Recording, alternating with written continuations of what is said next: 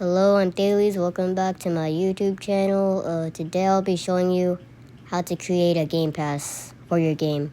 Like, you could use it in Please Donate, or you could just use it for your game in general.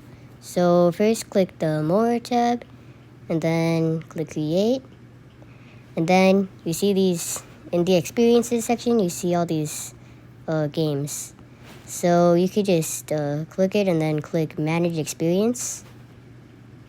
Then you could click the three lines, scroll until you see passes, then click create a pass. And then that's the default image for it. You could change it if you want to. And then you could name it. So for an example, a pass. And then put in the description. Maybe like, hi, this is a pass. And then click create pass, like that. Now go back to it,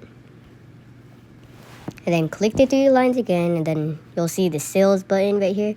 Click the sales, click item for sale, and then put the price in Robux. So you can put it however you want, maybe like 10 Robux, right? Click save changes. So then you created the pass. So once you go back, you can see that it's right there. It says a pass, 10 Robux, or yeah.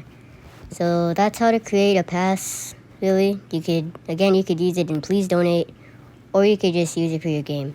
And you could put it in your game by using GUI, and then maybe like in a shop, where players could just click it and then they'll see it, and then it'll just pop up.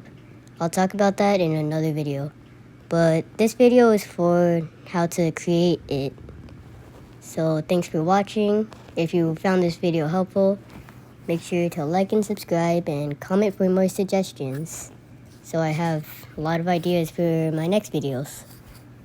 So bye. Again, thank you so much for watching. See you in the next one.